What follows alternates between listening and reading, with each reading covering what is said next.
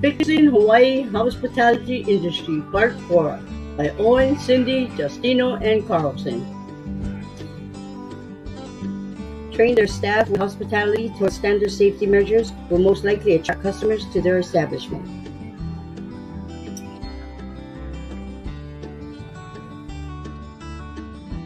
More emphasis on sanitation and safety.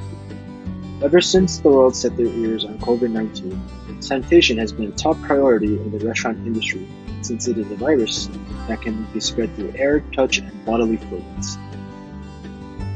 One way the KCC Culinary Department can help their students prepare for the future is that they should really emphasize more about the sanitation and safety guidelines with their students throughout their classes and labs. Increase in transparency and fairness. Everyone pursues the restaurant industry with the stigma that it is physically exhausting labor with long hours and low pay, especially in the kitchen side of the industry.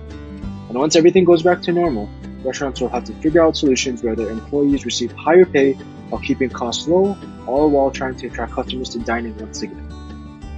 I think one way that the KCC Culinary Department can prepare their students for this is to consistently bring up current news and events within the restaurant industry and relating to the restaurant industry.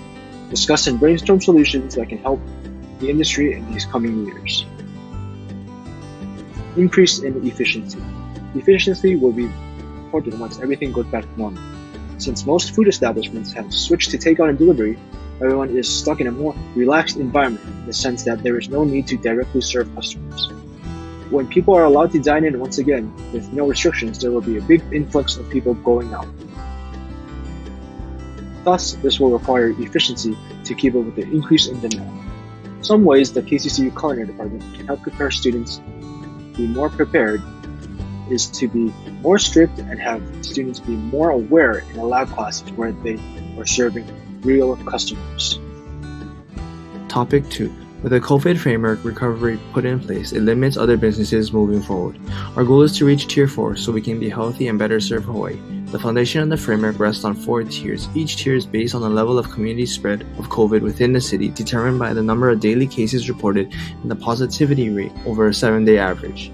With that being said, essential businesses have been serving Hawaii throughout the COVID, and with the uncertainty of what truly is going to unfold for our future, we believe these essential businesses will succeed. First and foremost, the safety and health of our island people and visitors alike should not be neglected. If we keep that in mind, I believe that the lodging and tourism can get back on track. Hotels can reopen and tourists can enjoy their vacation. With Hawaii opening tourism to the islands, the tourists will need a place to stay. The hotels will train their staff with hospitality towards standard safety measures will most likely attract customers to their establishments. The next business we think will succeed are the airlines.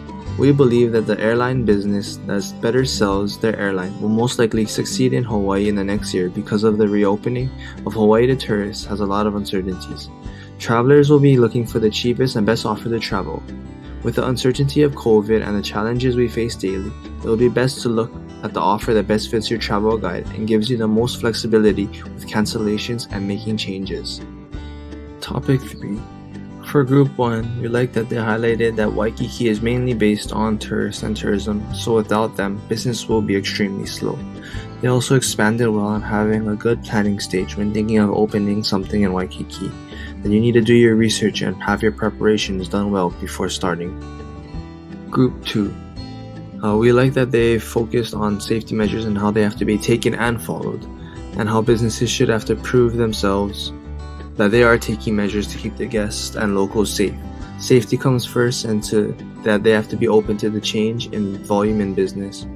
We also thought that they thought about the future and what adjustments will be needed for safety-wise, business changes, and social media-wise.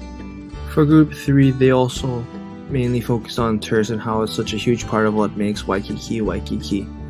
And since Waikiki is a tourist place, there are a lot more mid to high-end price point restaurants and retail stores that are struggling. It's also important to keep information updated and post things on social media to keep guests and locals informed about things that are going on. Group 4. We like that they noted that not only is tourist spending down, but also local spending is down due to these tough times. They added a lot of good statistics and numbers that show actual losses and put things into a good perspective. Another thing they noted was the businesses have to be willing to make the changes in order to function in these changing times, which I thought was also important. Due to COVID-19, marijuana edibles have become a lot popular due to people having concerns about smoking.